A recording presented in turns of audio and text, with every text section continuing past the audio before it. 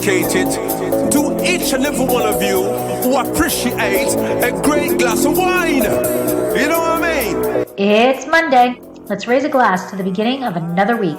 It's time to unscrew, uncork, or saber a bottle. And let's begin exploring the wine glass. Today, we return to Winephabet Street to learn about the letter P, Petite Sirah. Often confused by new wine lovers as just a smaller version of Syrah or Shiraz, it is, in fact, a completely different variety.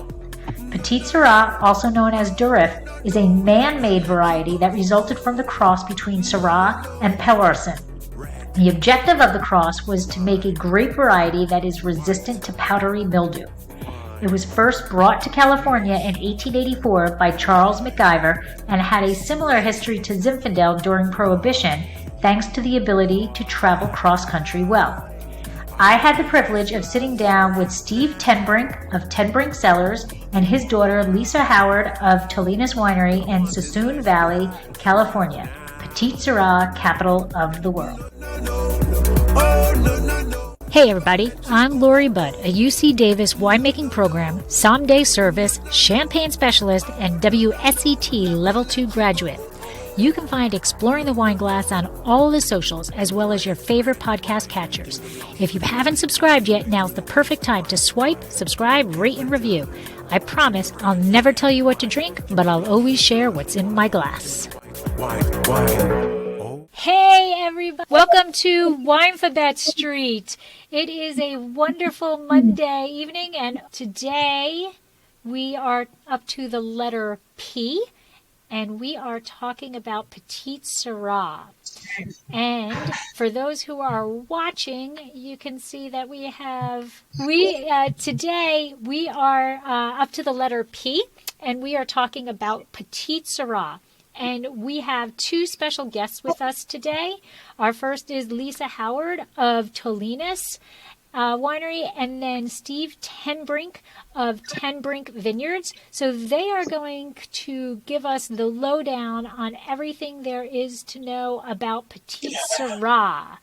So for those of you who... That's their father and daughter. Oh, yes, father so and we need daughter. To recognize it. My daughter. Yes. So those of you who do not know me, I am Lori, your co-host. I am a UC Davis winemaking graduate. I am a WSET Level 2 graduate, champagne specialist, and sommelier service specialized. And my husband and I also own Dracaena Wines in Paso Robles, where we focus in on Cabernet Franc. And my co-host is Deb. I'm Debbie Giaquindo. I am known as the Hudson Valley Wine Goddess. I'm a wine blogger and wine writer, and I am co-host of Winephabet Street. I am chairperson for the Hudson Valley Wine and Spirits Competition. I am a certified specialist of wine and a wine location specialist in Port and Champagne. And I'm the author of a book, Tapping the Hudson Valley, Day Trips and Weekend Itineraries to the Hudson Valley Wine Region. And in the spring, I'm going to be opening a restaurant with my husband and his cousin Gus in North Wildwood, New Jersey, called Trio. Excellent. So, Lisa and Steve. Well, I don't know. We just grow grapes and make wine. I feel like our resume is doesn't even compare. So I've been growing grapes since '96, and Petite Sirah has always been special for me. It's probably the reason that we built the winery. When we started out growing it, Abe Schoner from Skillian Project bought some grapes from us and started making wine and became one of his most successful wines, and kind of outgrew his facility in Napa and talked us into building a winery. And he said that, you're growing the grapes, and I'd like to teach you how to make wine, and I think it would be a good thing for you. And so I decided to build a winery. And it is a good growing region, I think, Suisun Valley. I've sold to a lot of different winemakers that have sourced grapes from different areas, and they've always been drawn to my vineyard. I think we have kind of a unique climate here. It's somewhat mild. I know Petite Sirah can't really take a lot of heat, but yet it has to be warm enough to get the, not become too acidic and balanced. It does need warmth too. Kind of an in-between temperature, I guess, between like Caneros or St. Helena. Yeah. But anyway, it's a great wine to work with. Very deep, rich color. So it's really a kind of a winemaker's dream to work with. It's has all of the components to make you shine. All right. So you can tell he's very passionate. Yeah. That's awesome. That's awesome. He's definitely the grower and my mentor, and of course my dad. So he's been farming since 1982, but growing grapes since '96, and making wine for how many years now? Since 2007 was my first winemaking vintage. Yeah. Mm-hmm. So I ran away from the farm. I don't have any true training in winemaking. I've just learned by watching and reading and asking a lot of questions. But my background is actually engineering. So it all kind of comes together with science and math and research, right? Yeah. But yes, my husband and I own Tolenas Winery, and we purchase most of our grapes from my dad and my brother who grow them, and then a few other growers as well. And we have our own vineyard on our house property that's managed by another vineyard company. Yeah, well, it's definitely all the science background. I mean, I'm a microbiologist that found my way to, actually, if you really want to get into it, I'm a marine biologist who found her way to microbiology, who found her way to, education of, adventure ed, who's a winemaker. So it's, you never know which way the path is going to get you. But we're going to start off. So I'm married to an engineer who's a winemaker. So. There you go. We're just going to go with our little video, and then we will get into it. Okay.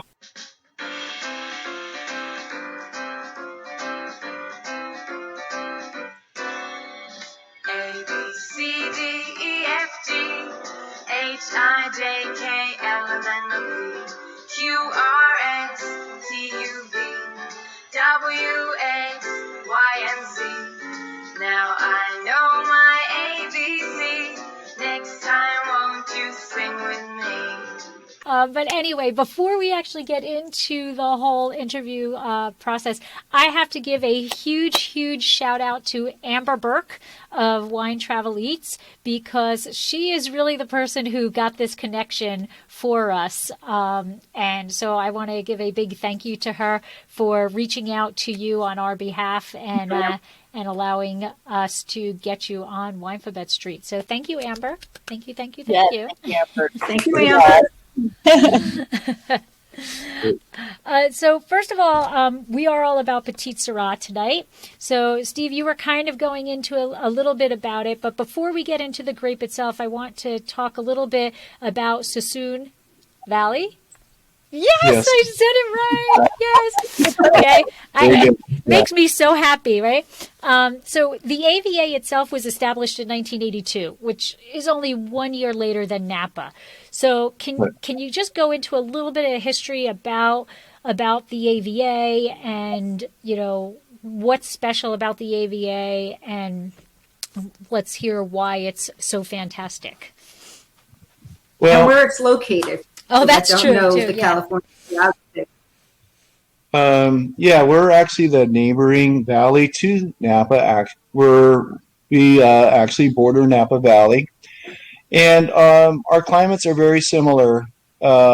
We actually put up weather stations all throughout our valley.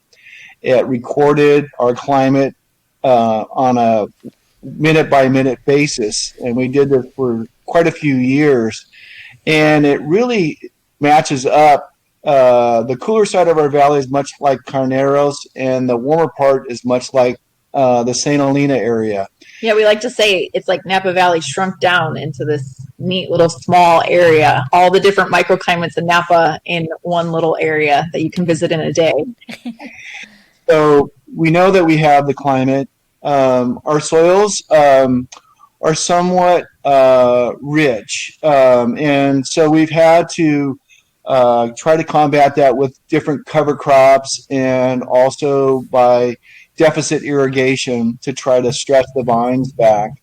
And I think, you're probably asking why back in 82 we were this unknown valley. And back then we were probably selling a lot of jug wines, or we were just a few wineries, not very many. And Sebastiani, back in the days, that's where we first sold our grapes to. And we just didn't really have the notoriety. And over time, as we got to be more wineries starting open up in Suisun Valley and making good wines, we've kind of raised the bar, and it's becoming more well known. I think now when you say Suisun Valley, people say, "Oh yeah, I know about that." So we've come a long ways, probably just really in the last 10, 12 years. But we really have a lot of potential, I think, there's a lot of new wineries opening up. Camus has moved in, and they're going to be opening a winery in Suisun Valley. They love our valley. They've actually have contracted a lot of grapes out of Suisun Valley and planting a lot of vineyards in Suisun Valley because they have a lot of confidence in Suisun Valley. When they say that Suisun Valley is like what Napa Valley was, 40 years ago, right? So just like Napa, we were known for stone fruits. A lot of the canneries, right? Like canning peaches and pears and all the different stone fruits that were growing. In fact, my dad's wearing a Suisun Valley fruit growers hat, and it's their celebration hat, and it has a big pear on it. And that's really what our valley and even Napa was known for until the grapes really started to shine. So we are mimicking their history. We're just a little bit behind them. But it is a very similar growing region, and maybe the name Suisun being a little harder to pronounce delayed us a little bit in our recognition. But I think once you come out here and start tasting the wines, it becomes quite memorable. The word Suisun actually means west wind, and in the Patwin language of the original Indian settlers. Yeah. We're close to the coast, and the influence from Suisun Bay, and we have the warm air from the upper part towards Vacaville and the cooler part down towards Vallejo, and the air rushes in to fill that void, and so we do have this west wind that does blow, which is really good. It really cools things down, keeps our climate very moderated. I think it's it's a good thing.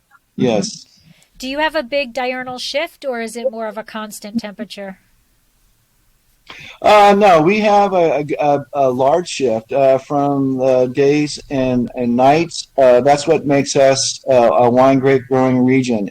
Warm days and cool nights. You could have as much as 40 to 45 degree difference between the days and the nights. Yes. Oh. When you asked earlier about where we were, I thought it might be interesting for your guests if they've ever been in California and they've driven on I-80 anywhere between Sacramento and San Francisco and saw the Jelly Belly factory or the Budweiser factory off I-80. We are actually right there. And most people just drive right past us, and they have no idea they're passing a 1982 AVA to their left. So, absolutely. I know the Jelly Belly. I do know the Jelly Belly.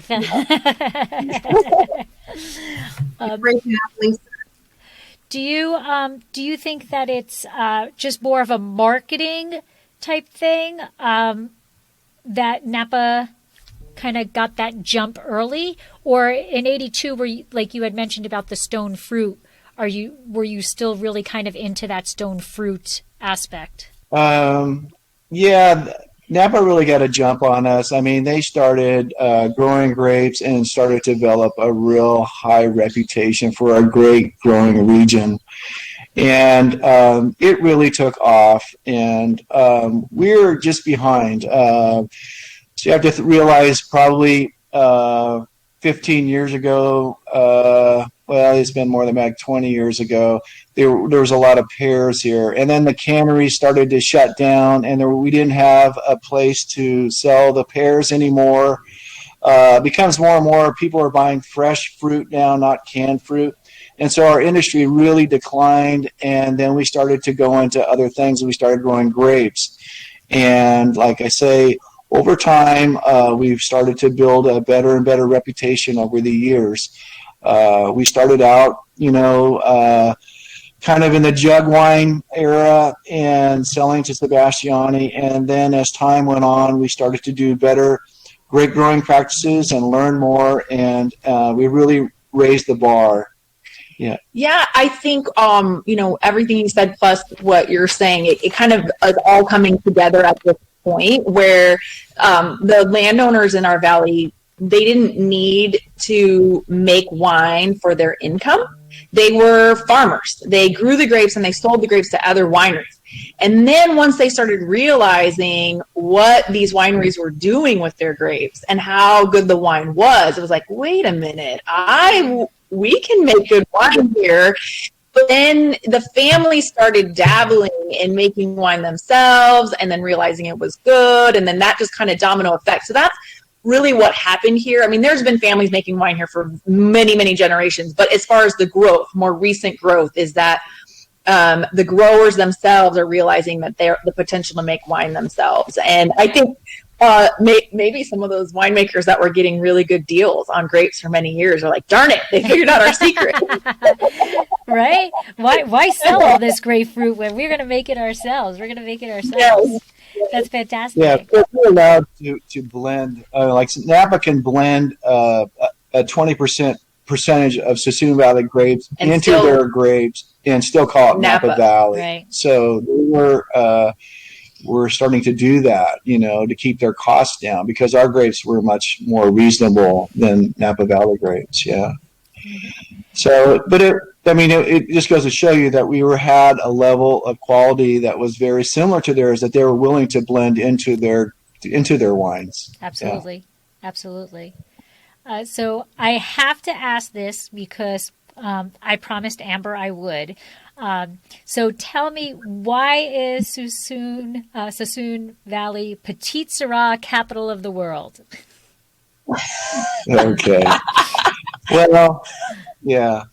I think so far it's always shined. It's always been one of our best grapes. And like I said, I was growing grapes back in '96 and started selling to different winemakers. And they were always drawn to our grapes. And they sourced them from many areas in California, these guys that just solely made Petite Sirah. That's all they made was Petite Sirah. And they would buy the grapes from different areas. And ours was always his favorite. At least that's what he tells me. And so there's just been a lot of awards and I'm involved with PS I Love You. We've done some tastings with it, and our wine has always shined. It's really been one of the best. Yeah. To me, something that stands out is the tannins and the strength. What makes the Petite Sirah grow so well in Suisun Valley? Yeah, so I think as far as to get to that, the flavor structure is, I think, what shines. We recently have started coining the term #Suisun soft tannins because we're realizing that for some reason, and we don't exactly know why, the tannins in Suisun, specifically for Petite Sirah, are softer than other places. Now, Petite Sirah can really be just, super grippy and drying and intense. And in fact, we just tried a Petite Sirah from another region that really showed that. And we are realizing here, for some reason, in Suisun Valley, those tannins are more calm. Now, they're still very structured and still great, good tannins, but not that kind of overly drying, abrasive tannins. We suspect it's that good shift in temperature, and that maybe we are a little warmer than some of the regions growing Petite Sirah, and especially maybe warmer than some of the regions bottling 100% Petite Sirah. So you're not going to find that many, if I can say this, 100% Petites in Napa, not that many, because they're really focused on Cabernet, right? They have found their wheelhouse. And it's not to say Napa couldn't grow Petite, because they absolutely can. It's just that they're so well known for Cabernet, they're not going to be planting hundreds and hundreds of acres of Petite Sirah in the face of Cabernet. So we've been able to take this climate that's similar and show what Petite Sirah can be like. And it can hang a long time here without, you know. I'd like to talk about our climate a little bit. So we don't have, the fog line kind of breaks just right at our valley. It's very early in the morning, you'll see some fog, but there's a blockage there. It doesn't really, we have sunshine much earlier in the morning than Napa does a lot of times. The fog hangs in there much longer there. We have more daylight hours that are, the sun is actually shining on the grapes and it's still very mild. Our average temperatures during the growing season is around 86, 89 degrees. I mean, it's very moderate, and then it cools down at night. The wind blows through there, like I was telling you about the west wind. And there is still microclimates within our valley, too. The deeper you go into our valley, the warmer it gets. The closer you are to the Suisun Bay, it is cooler. And so most of the Petite Sirah is kind of grown in that middle area there. That's where between not real hot, not real cold. You know, it really suffers in really hot weather. The grapes can really, it's a very thin-skinned grape, and it doesn't take heat very, very well. It will shrivel. And so I think you need a kind of a moderate climate. Wow, so I'm kind of, I have to say, I'm surprised. I have not obviously grown Petite Sirah or whatever, but I kind of always assumed it was a thick-skinned grape, and that, you know, because of the tannic structure and the color. Oh my God, like, you know, 2% Petite Sirah, paw, it's purple, you know. So you're absolutely right. No, but it actually is a thin-skinned grape. But what happens is when you make wine with it, the skin really dissolves and breaks down into the wine, and it really has a lot of color pigment in the skin. It is very thin skin, and it's one of the riskiest grapes too, because it's very susceptible to botrytis. If you were to have a rainstorm or, you know, any kind of inclement weather getting close to harvest, a lot of guys end up losing their crop. It's a kind of a risky grape. And, you know, I think that might also be another thing to consider why is Suisun known for Petite Sirah is because we don't have that excess moisture in our air, exactly what he was saying about the fog breaking early. So the growers aren't fighting the mildew as much as maybe other regions that have more moisture. I mean, they still have to be careful when they're growing, and it is very hard to manage that in the vineyard. But anywhere that has more moisture, those growers are going to be pulling their hair out and saying, why am I growing this? This is awful. Like, I'll plant something else, anything, right? So we can kind of deal with that here because the air doesn't hang on to that fog as long. But now, wasn't Petite Sirah created specifically to resist the mildew? So you're talking about botrytis. You're talking about the botrytis. Those are two different diseases. Yes, you're absolutely right. That's one of the reasons why it was created. It is not very susceptible to powdery mildew. But it is more susceptible to botrytis. Yeah, that's wrong. And that's why he's here. It's great. Yeah, and it's one of those grapes that you can kind of easily grow organically because it doesn't really need a lot of fungicides for powdery mildew. But if you were to have like a rainstorm come, or, you know, when it gets close to ripening, then it becomes really an issue. Yeah. Oh, see, that's why I love Winephabet Street. Like, I honestly always thought it had to have been a thick-skinned. It was a small, thick-skinned grape because of so much power and punch.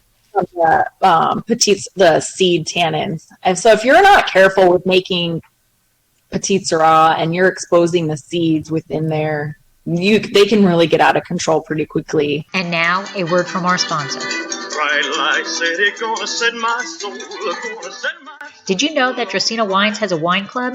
We named it the Chalk Club. Draco is on our label, but Vegas was getting a bit jealous, so we decided he deserved to be our wine club spokesdog.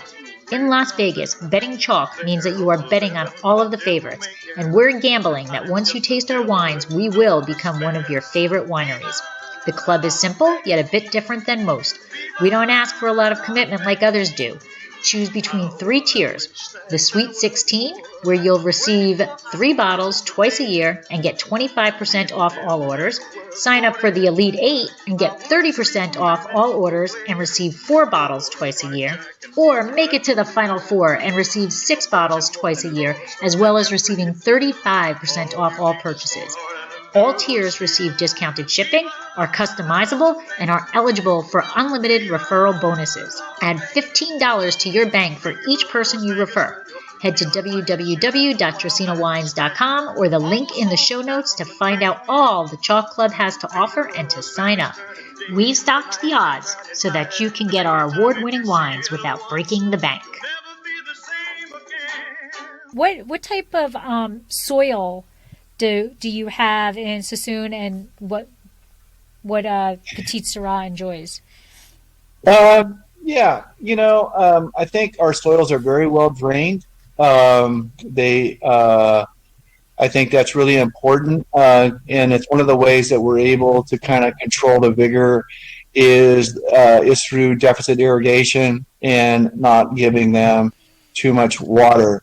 We want the vines to be somewhat stressed, and the soils are quite rich. They really are. I can't say that. I mean, there's certain areas where it's rocky but most of them are silty clay loam, and the vines can be overly vigorous. So we do a lot of hedging, leaf pulling, and deficit irrigation, and cover crops, and let the cover crop pull the moisture out of the ground and kind of compete with the grapes. And we're planting the vines closer to compete with one another. We have to put a lot of work into the quality too. Another thing about Petite Sirah, it tends to really overset. Way too many grapes will end up on the vine if you don't go in and cut the grapes off. You have to go in and seriously thin the grapes down. We do this every year. We shoot position to separate out the shoots, but then we go in and actually cut the clusters off. The ground is just covered. I'd like to show you a picture. The ground could be solid, and you would think there's no grapes left on the vines, but then you look up and say, oh, yeah, it's why you had to do that. My grandma, his mother, would be like, "What are you doing?" You're wasting, right? Yeah, you would be terrified. But you think you're pulling off, just like when you're thinning a fruit tree, really. You think you're pulling off like way too many or cutting off way too many. And then when the grapes mature, it's really obvious that we really want the clusters to have their own separate space. We don't want the grapes to be laying on top of one. We want the sun to go all the way around the cluster. It's really for those the skins to develop those beautiful colors, and it needs sunlight. If they're laying on top of one another, they'll tend to be pink, and so we separate them out, and so we have a lot of indirect light all the way around the bunch. We don't want them touching one another, so it takes a lot of time to thin them out so they're that way, because if you don't, they're going to be all piled on top of one another, and you're not going to get good sunlight. And what are your thoughts? So pardon me if this is covered already, because I keep getting kicked off, and I think it might be due to ice storms around here.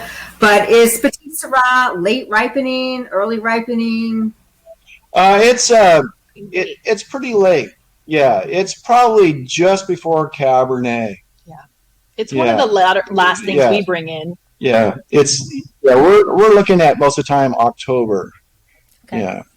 Mm-hmm. Depending on how the growing season goes, usually the beginning of October or very late September. Yeah. Okay. And then going back to the sunlight, what's your philosophy of like leaf layers and stuff? You've said dappled a few times, so are you the orientation towards the sun obviously has to be humongous for good Petite Sirah vine. But what about the leaves? Are you trimming them back so there's more exposure? Or do we want less exposure? Absolutely. We go in and we leaf pull around the bunches. We want a lot. We don't want direct sun beating right on the grapes. We want more of an indirect light. There's certainly going to be areas of the vine where the sun does directly hit the grapes, but it's just over a short period of time as the sun moves, or the wind is helpful too, because it kind of blows the leaves around and kind of acts like, so it breaks the sunlight. And otherwise they become fried or sunburned, and we don't want them to be sunburned. We want a nice indirect light. Yeah. So what we do, we have ours are faced east and west because of the wind, because the west wind blows. And so on the south side is where the intense sun is. And then on the other side is you don't have, it's a little more protected. It's more protected. So we pull just the one side. The north side is always, much more shaded. So we just pull leaves off of the one side. And, it seems to work really well that way. Yeah. Okay. Well, I'm really, really thirsty, so I would love to pour. We have, Debbie and I have the 2017 Tolenas. Okay. So this is the Suisun Valley Red Blend. And this, Lisa, you said was 60% Petite Sirah? Yeah. To be honest, it could be as much as 65. When we blend this, I'm more worried about how it was tasting and how it all came together. I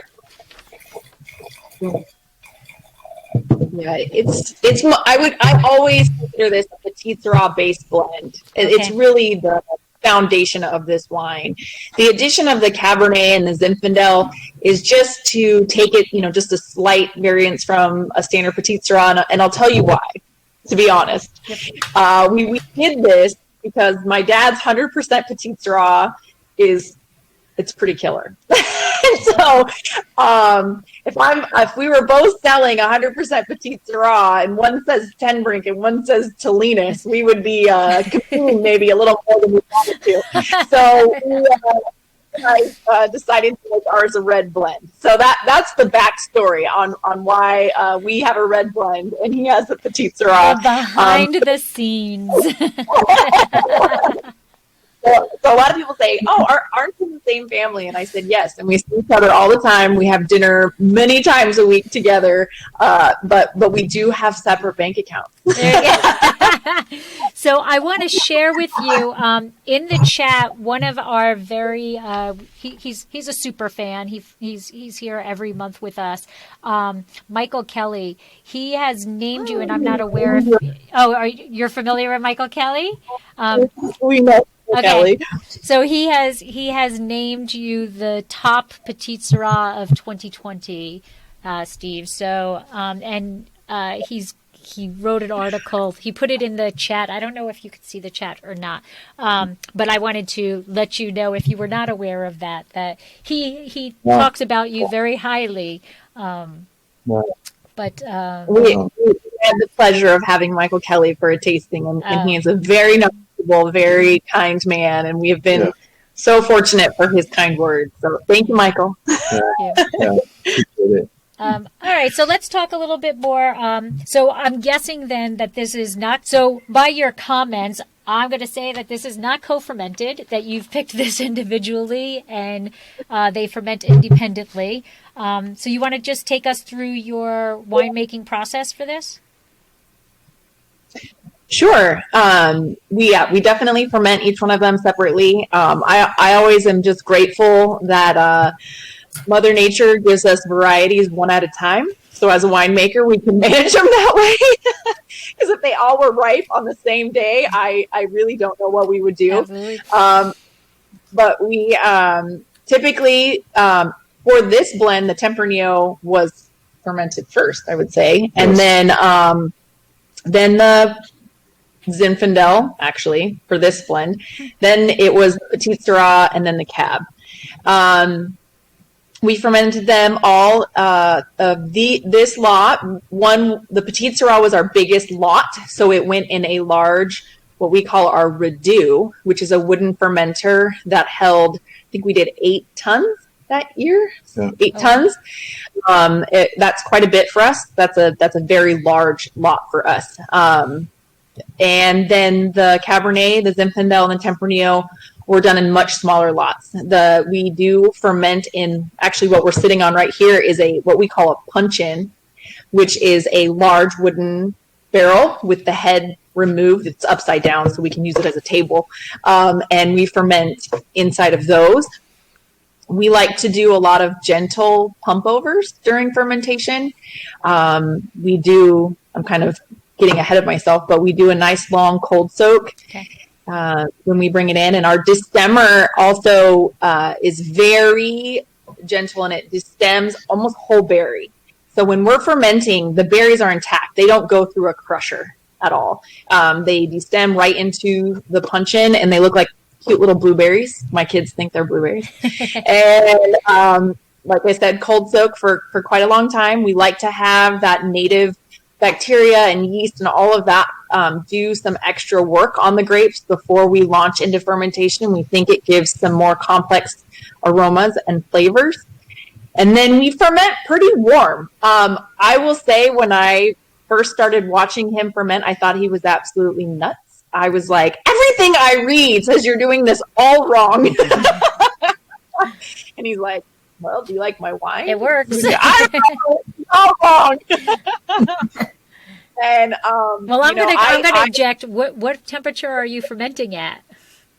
Well, we can go as up in the 90s. Yeah. We have to really watch it. It's very because we don't want to. Oh my God, I would be paranoid. But, 89 is kind of where most of it is, and then especially during peak fermentation, and then but we actually will, after we come out of cold soak, we'll immediately heat the grapes up. We warm them up to about 80 degrees, and then let them start getting going, and it usually goes up to around 89, 92, right up in that area, sometimes 93. Yeah. Yes. Yeah. It's not for the faint of heart. Let me tell you, it is not for the faint of heart. And is this just for your Petite Sirah? Is this how you're forming your Petite Sirah? Is this your winemaking philosophy for all your reds? I would say especially Petite Sirah. Okay. But all the other wines also. But especially. Most of the wines that I make, I do pretty much the same protocol. Yeah, the longer cold soak, and then a warm fermentation. Yeah, I don't really haven't done any cold fermentations. Yeah. So I have dabbled in some cooler fermentations, like on Zinfandel, and I've been pretty happy. But it changes the flavor profile. So, and then Pinot Noir too, I feel like it changes sometimes on how we go with that grape also. And then, something I have found, especially with his vineyard, is you cannot get away with a hot fermentation if you're yan. Now, I know we're talking kind of technical here with making wine, but if the innate nutrients in the grapes comes in as really healthy, and you don't have to add anything during fermentation, you can push these boundaries, push these limits, these longer cold soaks and hot temperatures, because it's not going to get reductive on you and stinky. Now, if you pull from a vineyard that's not healthy, or pull from a vineyard that doesn't have good yams, you can run into some issues. So I kind of feel like there should be a disclaimer that says, don't try this at home. You don't know what you're working with. But I mean, his vineyard always comes in, basically doesn't need any additions at all for nutrients, maybe just a little bit, just to make sure you don't get a stuck fermentation. So you have a lot more flexibility in that way. So I am totally enjoying this wine, by the way. It's deep, and the aromas are so deep. Typically you get red fruit or dark fruit, and this has kind of got them both on the aromas. and it's beautiful. But it's got a little bit of my husband will yell at me because when I say this, he's like, "That's not that." But I get spearmint. I get like a kind of a mint in the aroma, but I don't know. Do you know what I mean? He always like, "That's not spearmint." I'm like, "Well, that's spearmint to me, so to you, you know." Almost like you. I know what you're saying. I can see where you're going with that. Right. I can see where your thoughts there. Okay. And it's got an herbal, the spearmint. It's got an herbal on the palate also, but it's not green. Definitely herbal. Yeah. I agree. Yeah. But not overly green. It's not it's not like it was picked too young, underripe. I think it has It's very nice. It really is. So now, Steve, you're 100% Petite Sirah with Tenbrink. Bigger, bolder? How would you, Yeah, it's definitely a bigger wine. It's has a little bit more intensity, but it's still very soft and rich. Has some great cherry notes, some wonderful fruit flavors that really are expressed when you on the finish. It's really turned out to be. I thought my 15 was the best wine that I ever made, and then we bottled the 16. And it was in bottle, and I didn't think it was going to live up to 15. And after it was in bottle for about 3 months, it over surpassed 15. It's just incredible. Yeah. So I'm really happy. It's just it's pretty unusual, and and these are the type of wines that you don't always hit every year. I don't think our 17 is going to make the match here. Every vintage is different. That's what's exciting about winemaking and out there in the vineyard. The weather that happens that year, things change, and so it's hard to have a perfect one every year, but it's always exciting when you do hit these, and it really is a pretty exceptional vintage. Yeah, pretty proud of it. And so, Lisa, this 2017 Tolenas this is your current vintage? This is yes, and this is what's available right now, and then we'll be releasing our 18 probably later this year. It's been blended together now, and then I like to let it let it marinate. Hang out. All the players get to know each other for Absolutely. a little bit. Do you use the same blend every year? No. Well, I'll be honest. So this is only for our Tolenas brand. This is only our second blend. So to say every year, I feel like that doesn't. But no, the first year that we did our blend, it was only Petite Sirah Cab. No, yes, Petite Sirah Cab and Tempranillo, no Zin. And then this one incorporated some Zin. Next year's we'll probably have a little more Zin. We do feel like Petite Sirah and Zinfandel are friends. They like to go together. They have some nice balance of each other. And I think you'll see more and more of that even in Suisun Valley, Petite Sirah and Zinfandel together. And I like adding Tempranillo into it when we can, because he grows some pretty awesome Tempranillo. It adds just this neat grapey-ness that Tempranillo likes to throw into wine. It has this kind of Welch's grape juice flavor that's really interesting. And then also sometimes a little bit of a smokiness. Kind of depends on the year with that also. Mm-hmm. Something we haven't talked about that just came to mind looking at these barrels behind us is our barrel program, if you can even say we have one of them. We really we prefer a more neutral barrel. Okay. We do bring in new barrels, of course, but we are not a heavily oaked winery. We do like the wine and the fruit to shine, and not having our wines overly oaked. Yeah, absolutely. Most of our my Tempranillo is mostly all neutral oak. There is not any Petite Sirah, excuse me.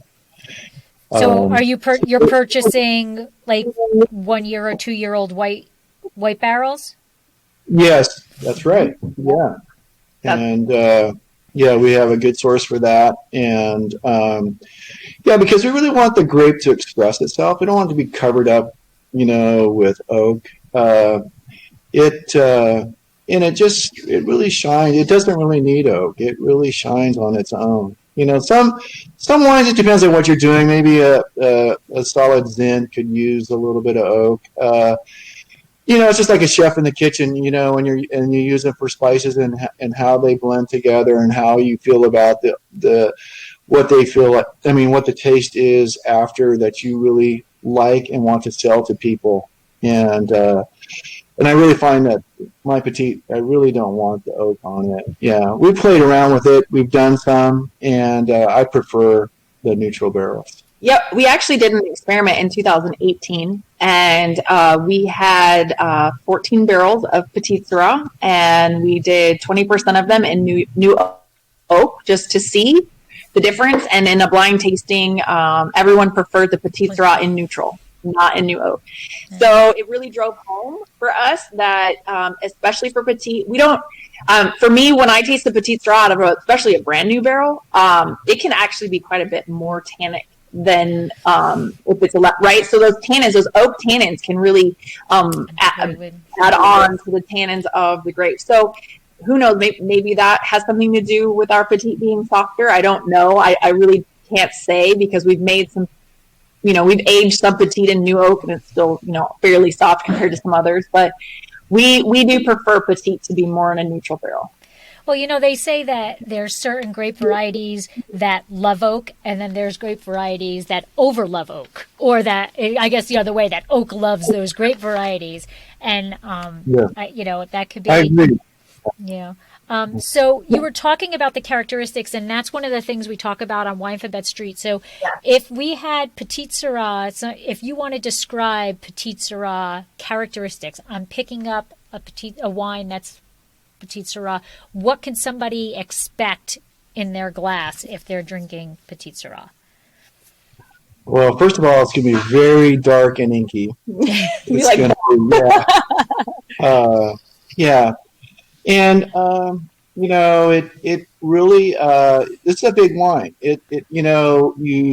The word petite is not really the proper, it is not petite by any means. And, it's a big, bold wine.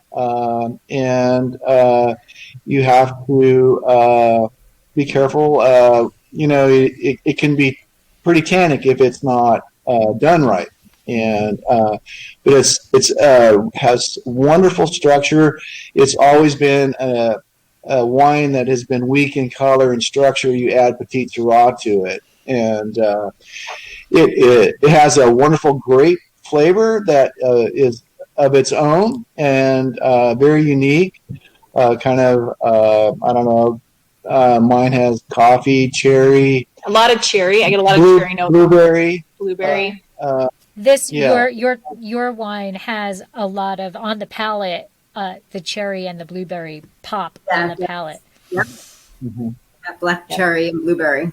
Yeah. Right. But I'm really excited that Petite Sirah is being made just as a varietal on its own. It was always a blender for so many years that they never really, now people are making, as a varietal, and it's really exciting, and it's a great wine for people to try. I think it's very different. I was just going to ask, what do you suggest as food pairings?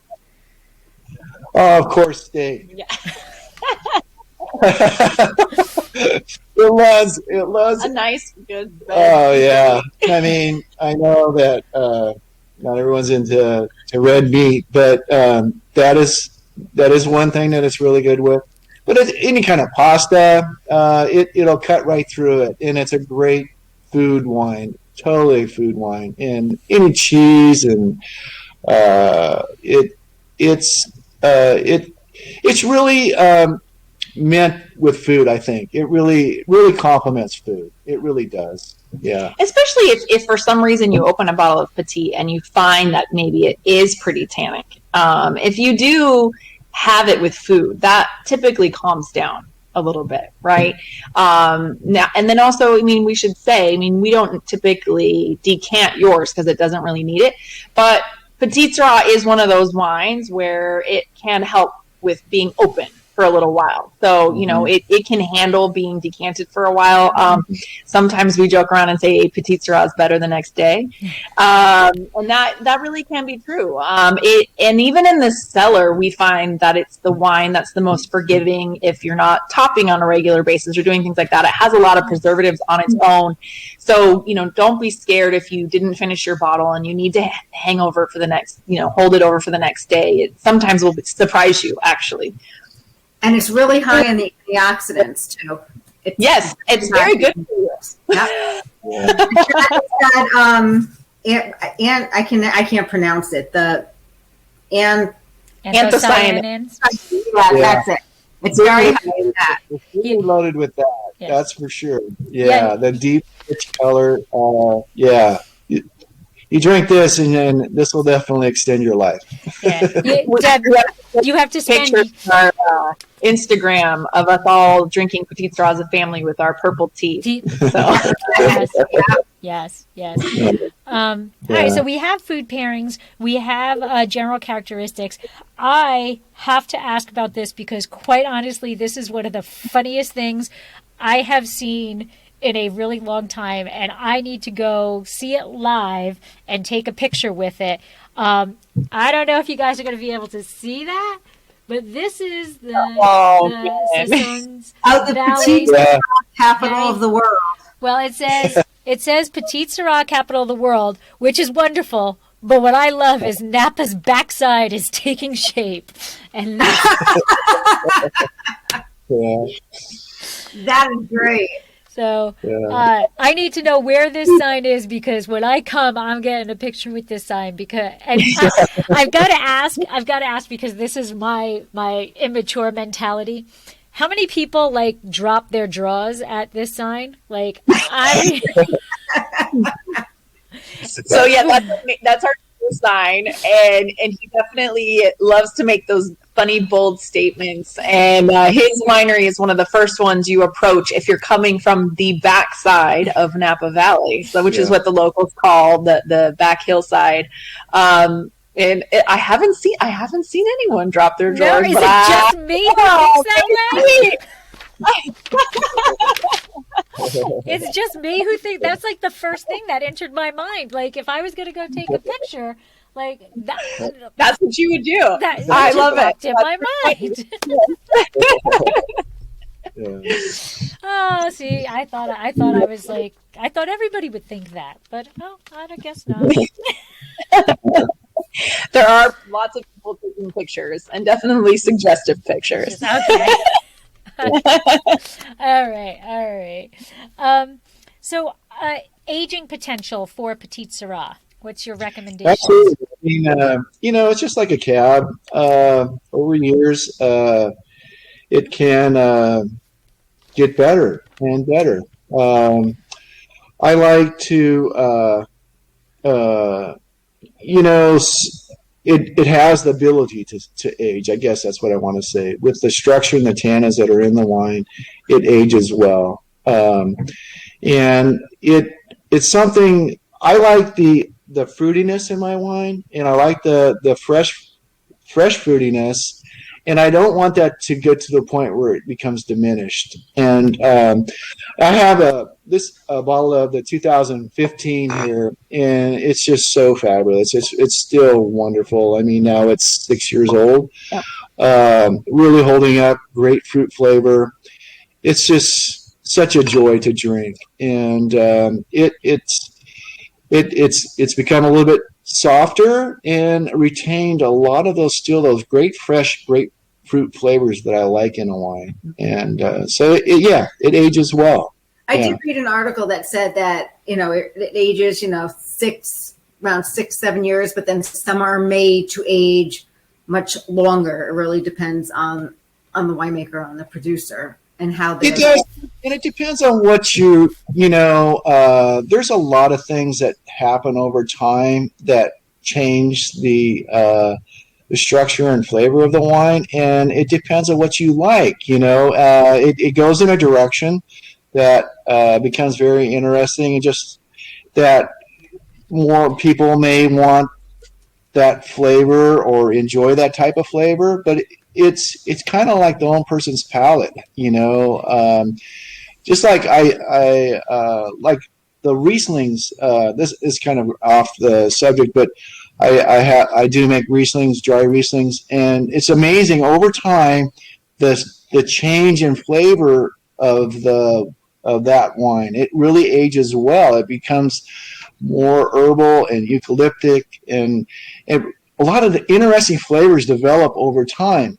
But again, it's something that you have to have a palate for, and not everyone likes that flavor. So it's all to the person itself, I think.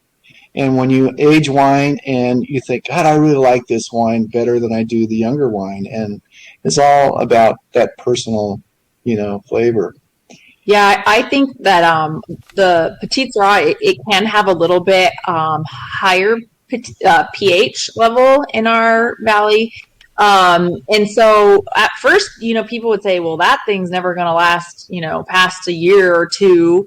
How will, won't be intact because of this high pH. And we're not finding that to be the case. And I suspect that those high anthocyanins are part and the tannin structure, the actual structure of the Petite helps with it being intact for a longer period of time.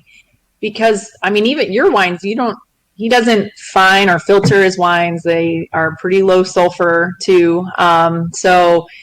And they're hanging in there for a long period of time. We opened in 2013, not long ago, and it was fabulous. So. And these are really super high pH wines. They're well over 4, like 4.3. They're very high pH. But that's also, it gives us that softness too. And the finish is rich and soft. It's not that's why we really let our grapes really hang a long time too. We pick them very, very mature. They're probably like 27, 28 bricks when we pick our grapes. And so that's, yeah. I would say they're late ripening because I missed a lot of the stuff from my internet. Yeah, right before cab. Yeah, and we're still experimenting. We're picking grapes at different ripeness levels and trying to see, what we see makes a better wine, or are we going too far where it's not making that big of a difference, and then we have to deal with a high alcohol wine and high sugar wine. So we're still working on that. We've always been one to pick it on the riper side, though. Yeah. Well, I will say, actually, I don't even know what that's what I was looking for. This alcohol level is, but 14.5. It does not taste like it doesn't. Yeah. I would say if I was blinding, if I was blind tasting, it's a low alcohol wine. Like it doesn't. There's no in your face alcohol. Well, especially the blend. The blend has a lot of freshness to it. And I think that because on that year in particular, I think we did pick that Petite. Well, it was pretty ripe, but I think we did add a little bit of acid to that year. So that acid level in the blend that you're trying, that is still most of Petite Sirah, the total acidity is a little bit on the higher. So it lifts the body and makes it taste a little fresher, and versus a super jammy, like you would think, like a high alcohol Zinfandel feels heavy in your mouth and really jammy. So even when Petite Sirah is really ripe, it never has that syrupiness that Zinfandel does. Would you say, like it's pleasant, it's lovely, but it always has a lift to it that's different.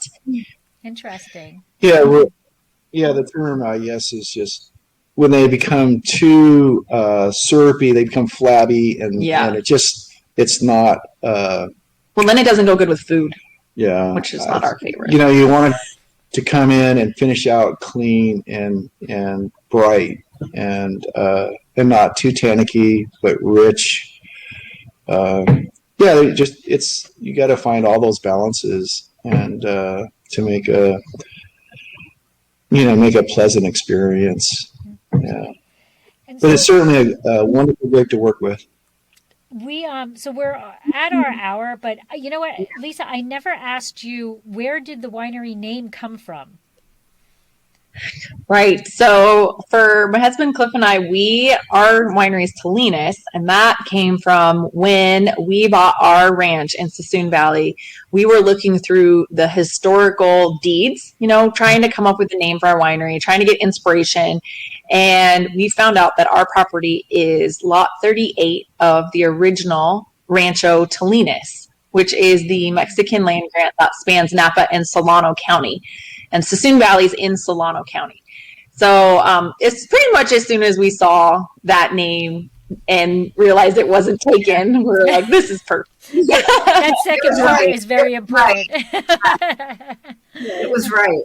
It was meant to be. Right. Yes. And then, Steve, Michael said we have to ask you about your label, the story behind your label. Okay, so I've been farming since '82, and I started out, growing vegetables and fruit trees, and I always had a passion for wine. And then I planted my first vineyard in '96. But the correlation is just, the earth and the tillage of the grapes and my life history. I mean, planting the vineyard, growing the fruit. The shovel just is kind of the correlation with the soil. And that's kind he of, always has a shovel in his hand. Yeah. That label is a statement.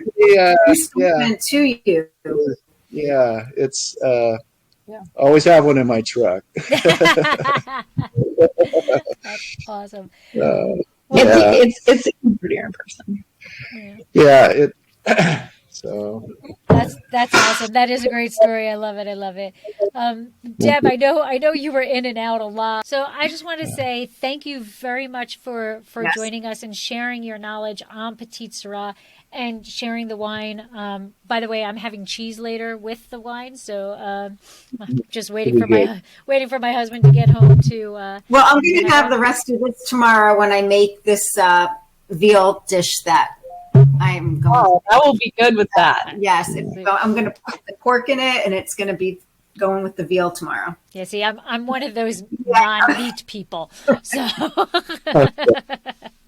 All right. It goes a lot of other things other than red meat. Yes. But thank you so very much for joining us and for sharing your time with us and your expertise on Petite Sirah. If you just want to let everybody know, Steve, Lisa, where can people find you on social media? And then maybe, I know it's like the worst question ever with COVID because it's ever changing every day, but if people are coming to Suisun Valley, how can they get to you? Great. So we both have websites. So tenbrinkvineyards.com and tolenaswinery.com. And then on social media, both Facebook and Instagram, I'm on there as Tolenas Winery. They have Tenbrink Farms and Vineyard, I believe. Yes. Facebook and Instagram. You can also follow my fun behind the scenes Instagram, which is Yuppie Farm Girl on Instagram. That's my fun winemaker behind the scenes, a little bit more in personal. And then, yes, we are open in Suisun Valley, outdoor tasting only at this point in time, but we have a beautiful farmhouse here at our winery where actually I grew up in the house my dad built. We now have turned that into kind of our tasting area. We have a beautiful front and back lawn, and we would love to have you out for a tasting. It is by reservation, so just go to Tolenas Winery and click visit, and you can make a reservation on there. So you say something about our association. Oh, yeah, and then we have a wonderful website for our AVA of all of our local wineries in Suisun Valley. It is SuisunValley.com. You can see all of the wineries in our association there and their hours and what they do. And almost every winery at this point is making a Petite Sirah. And I would say that I can vouch that every Petite Sirah in our winery and our wine region at this point in time is impressive. It's consistent. I mean, everyone has their own little take. Some are a little more blueberry, some are a little more red fruit, some have a little more oak, some may have a splash of Zinfandel in them, some may not, but they're all impressive. So I highly recommend getting a flavor of Suisun Valley by tasting the different wines here. Fantastic. I can't wait till I can travel and come out. Yes, we'd love to have you. Can't wait to get on that plane. Well, thank you so much again for joining. you. We appreciate you Yes. taking your time, and I totally love the wine, and do you will too. be seeing it on social media. But thank you so very much, and I hope you Yeah, guys thanks have a for having wonderful week. Thank you. Yes. Thanks for having us, and thanks for spreading the word about Suisun Valley. Oh, we will. We will. you. Thank you. This has been another episode of Exploring the Wine Glass. Thanks for listening. If you have suggestions on what topics you would like me to discuss, please reach out on social media. You can find me on Twitter, Instagram, and Facebook as Exploring the Wine Glass. I am also on LinkedIn as Lori Hoytbud. Of course, you can always email me at exploringthewineglass@gmail.com. If you enjoyed what you heard, please rate, review, and subscribe to help others find me more easily. And most importantly, tell your wine-loving friends, because if you like the podcast, they will too. Music was Wine by Kevens. Until next week, sláinte. Tempranillo on the lovely bar